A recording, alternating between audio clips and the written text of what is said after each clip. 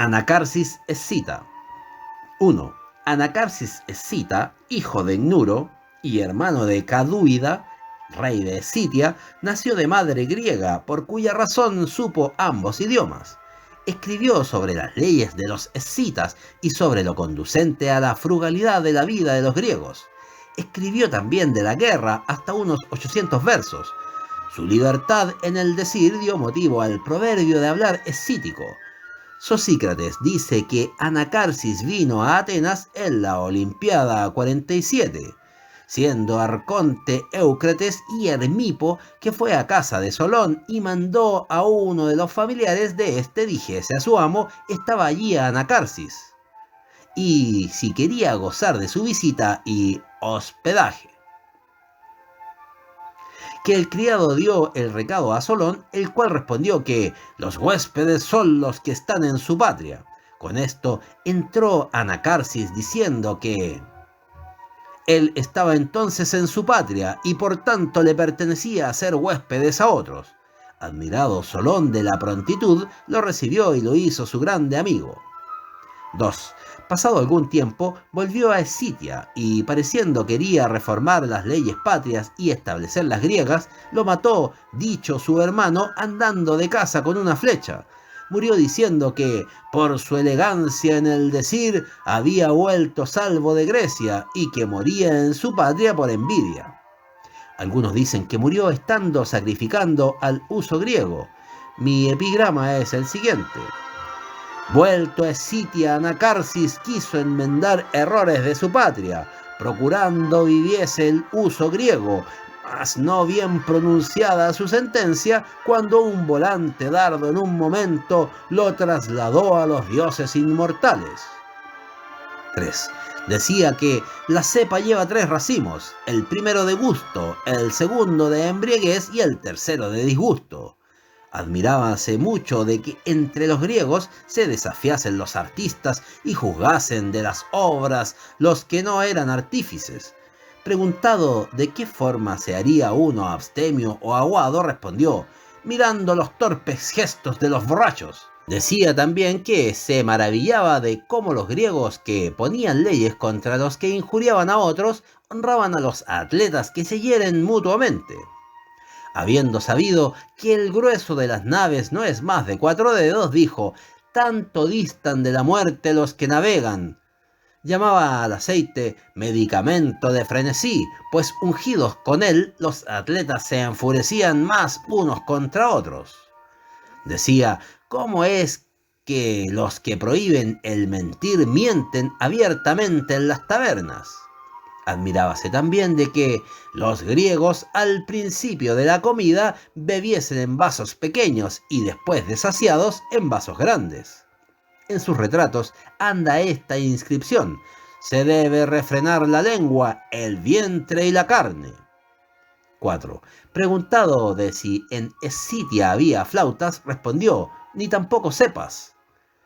A uno que le preguntó qué naves eran más seguras, le respondió, las que están en el puerto. Decía haber visto en Grecia una cosa que lo admiraba, a saber, que se dejaban el humo en el monte y traían la leña a casa. Preguntándole uno si eran más los vivos que los muertos, respondió, ¿en qué clase de esas dos pones los navegantes? A un ateniense que le objetaba el que era escita, respondió, a mí me deshonra mi patria, pero tú eres el deshonor de la tuya.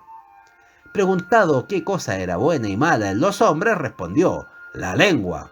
Decía que mejor era tener un amigo ilustre que muchos ordinarios. Llamaba al foro, lugar destinado para mutuos engaños y fraudes. Habiéndole injuriado de palabra a un joven en un convite, dijo, mancebo, si ahora que eres joven no puedes sufrir el vino, cuando envejezcas sufrirás el agua. Según algunos, inventó para el uso de la vida humana las áncoras y la rueda de alfar. Escribió esta carta. Anacarsis a Creso. Me fui de Grecia, oh rey de Lidia, a fin de aprender sus costumbres y disciplina. No necesito oro alguno y me basta si vuelvo a Escitia más instruido, No obstante, pasaré a Sardes, pues tengo en mucho ser tu conocido.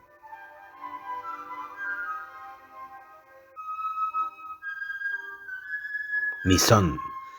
1. Misón, hijo de Estrimón, como dice Sosícrate, llamado Queneo por ser de Quena, pueblo oeteo o lacónico en sentir de Hermipo.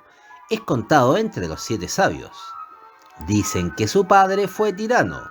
También hay quien diga que, preguntado a Anacarsis si había otro más sabio que él, respondió la pitonisa, como ya dijimos de Quilón en la vida de Tales. Cierto Misón, oh ateo, en quien he hallado corazón más dispuesto a la prudencia, tiene que tú, Anacarsis, y a la ciencia. Movido de esto, Anacarsis pasó al lugar de Misón en tiempo de verano, y habiéndolo hallado que ponía la esteba al arado, le dijo: Ahora, oh Misón, todavía no es tiempo de arado. A que respondió: pero lo es mucho para componerlo y prevenirlo. 2. Otros dicen que el oráculo dijo así: cierto Misón, Eteo, etc. Y van indagando qué significa Eteo. Parmenides dice que es una aldea de Laconia, de la cual fue natural Misón. Sosícrates dice en las sucesiones que Misón por su padre fue Oteo, por su madre Queneo.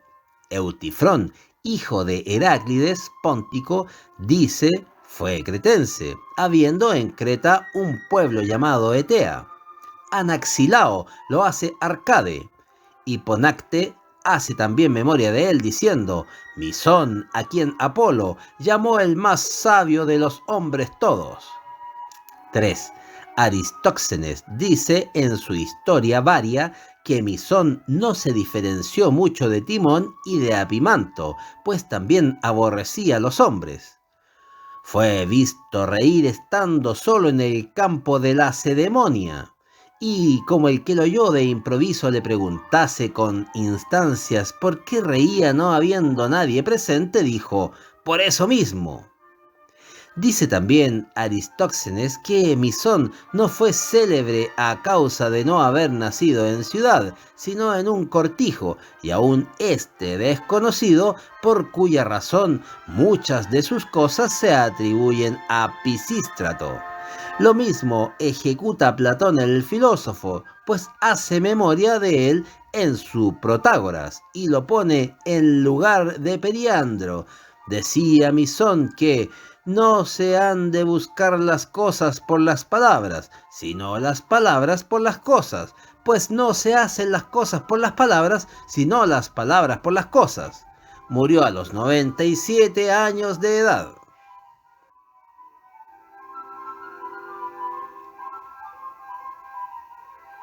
Epiménides. 1. Epiménides, según Teopompo y otros muchos, fue hijo de Hefestio, según otros de Dosiado y según otros de Agesarco. Fue cretense, natural de Gnosa, pero no lo parecía por ir con el pelo largo. Enviólo una vez su padre a un campo suyo con una oveja, y desviándose del camino a la hora del mediodía se encontró en una cueva, y durmió allí por espacio de 57 años. Despertado después de este tiempo, buscaba la oveja, creyendo haber dormido solo un rato, pero no hallándola se volvió al campo, y como lo viese todo de otro aspecto, y aún el campo en poder de otro, maravillado en extremo se fue a la ciudad. Quiso entrar en su casa, y preguntándole quién era, halló a su hermano menor, entonces ya viejo, el cual supo de su boca toda la verdad. Conocido por esto de toda Grecia, lo tuvieron todos por muy amado de los dioses. 2. Padecían peste los atenienses, y habiendo respondido la pitonisa que se lustrase la ciudad, enviaron a Creta con una nave a Nicias, hijo de Nicerato, para que trajese a Epiménides. Vino en efecto en la Olimpiada 46. Expió la ciudad y ahuyentó la peste de la forma siguiente: tomó algunas ovejas negras y blancas, las condujo al Areópago y las dejó para que de allí se fuesen a donde quisiesen. mandando a los que las seguían que donde se echase cada una de ellas las sacrificasen al dios más vecino al paraje. De esta manera cesó el daño. Desde entonces se hallan por los pueblos de los atenienses diferentes aras sin nombre, en memoria de la expiación entonces hecha. 3. Otros dicen que la causa de la peste fue la maldad de Silonio, y refieren el modo con que se libertó, que fue muriendo los dos jóvenes, Cratino y Clesibio, con lo cual cesó la calamidad. Los atenienses le dieron un talento y una nave con que regresase a Creta, pero él no admitió el dinero. Antes hizo confederación entre los gnosios y atenienses y volviéndose a su casa, murió de allí a poco, de edad de 157 años, según dice Flegón en el libro de los que vivieron mucho. Los cretenses dicen que murió de 299 años, pero Genófanes Colofonio afirma haber oído decir que de 154. 4. Compuso 5000 versos sobre la generación de los curetes y coribantos y sobre la de los dioses, y 6500 sobre la construcción de la nave Argos y expedición de Jasón a Coleos. Escribió también en prosa acerca de los sacrificios y de la República de Creta, como también de Minos y Radamanto, hasta unos 4000 versos. Erigió en Atenas un templo a las Euménides, como dice Lobón Argivo en el libro de los poetas. Dicen fue el primero que ilustró las habitaciones y los campos y el primero que fundó templos. Hay quien afirma que no durmió, sino que se entretuvo algún tiempo en cortar raíces. Corre una carta suya a Solón, legislador, que trata de la República Cretense ordenada por Minos. Bien que Demetrio de Magnesia en su libro de los poetas y escritores colombronios o de un mismo nombre se esfuerza en sostener que esta carta es moderna. Ni va escrita en dialecto cretense, sino ático moderno. Yo he hallado otra carta suya que es como sigue. Epiménides a Solón. 5. Buen amigo mío, porque si la invasión tiránica de Pisístrato hubiese hallado a los atenienses hechos a la servidumbre o sin buenas leyes, sería largo su dominio, pero como esclaviza a hombres nada cobardes y que acordándose de las amonestaciones de Solón gimen avergonzados, no tolerarán verse tiranizados, y aunque Pisístrato tenga ocupada la ciudad, espero que su imperio no pasará a sus hijos, pues es muy difícil perseveren esclavos hombres que se vieron libres y se gobernaron por leyes excelentes. Tú no te aflijas, sino vente cuanto antes a estar conmigo en Creta, donde no tendrás monarca que te moleste, pues si andando vago cayeres en manos de sus amigos, temo te venga algún daño. Hasta aquí la carta de Epiménides. 6. Dice Demetrio, según escriben algunos, que Epiménides recibía la comida de mano de las ninfas y que la guardaba en una uña de buey, que la iba tomando de allí poco a poco, de manera que no necesitaba excrementar, ni jamás hubo quien lo viese comer. Hace memoria de él Timeo en su segunda. Dicen algunos que los cretenses le ofrecen sacrificios como a Dios. Dicen asimismo que tuvo sumo conocimiento de las cosas venideras, pues habiendo visto en Atenas el puerto de Municluya, dijo a los atenienses que no sabían cuántos daños les había de acarrear el lugar aquel, pues a saberlo lo devorarían con sus dientes. Esto predijo tanto tiempo antes que sucediese. 7.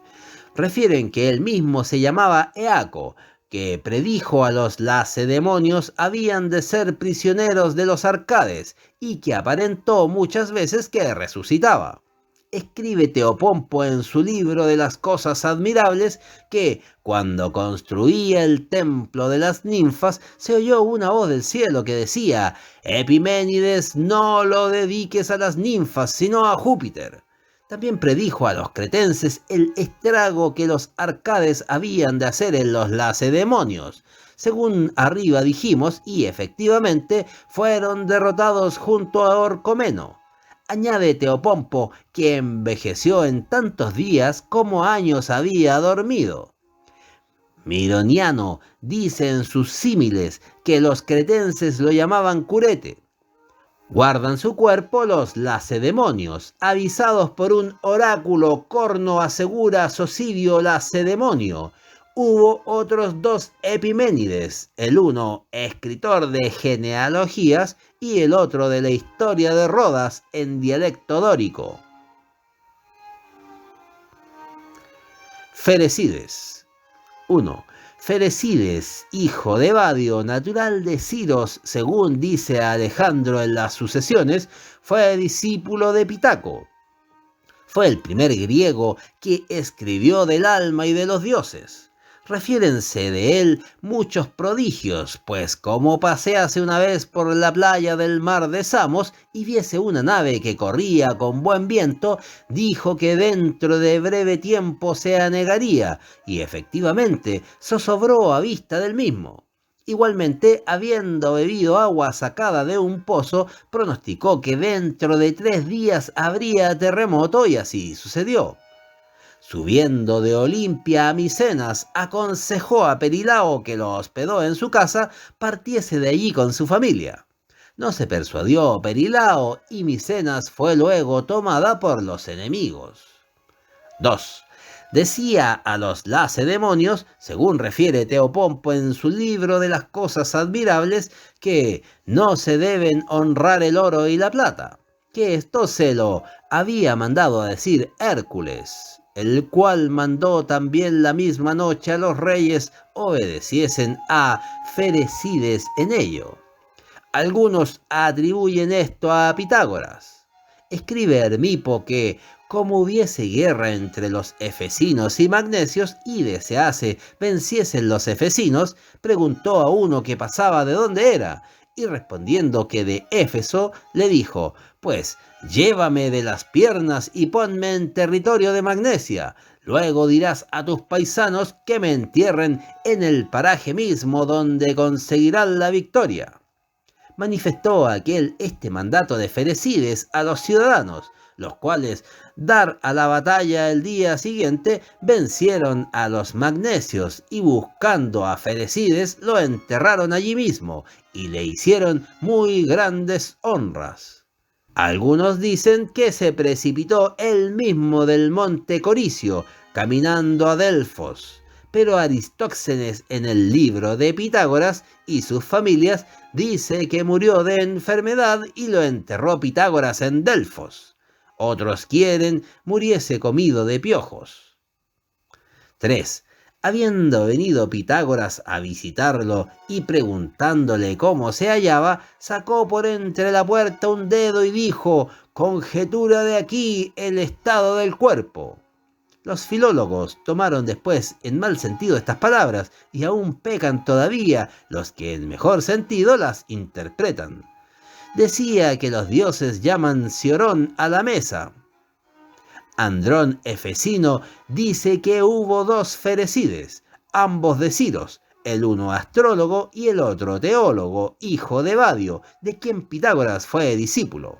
Pero Eratóstenes afirma que de Ciros no hubo más que un Ferecides, pues el otro, escritor de genealogías, fue ateniense.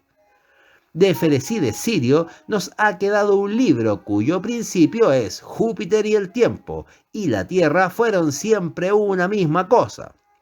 La tierra se llamaba terrena después que Júpiter le hizo honores.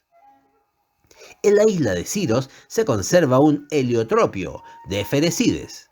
Duris, en el libro segundo de las cosas sacras, dice que se le puso este epitafio: da fin en mi sabiduría toda, y si más a Pitágoras se debe, es por ser el primero de los griegos. Ion Quío escribe de él así: yace sin alma y dulce vida goza, y aunque cede a Pitágoras la palma, vio y aprendió los usos de los hombres.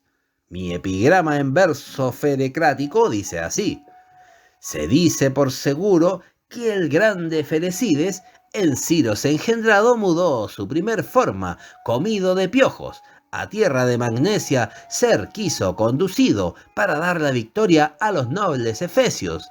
Esto mismo mandaba oráculo infalible que Ferecides solo tenía conocido.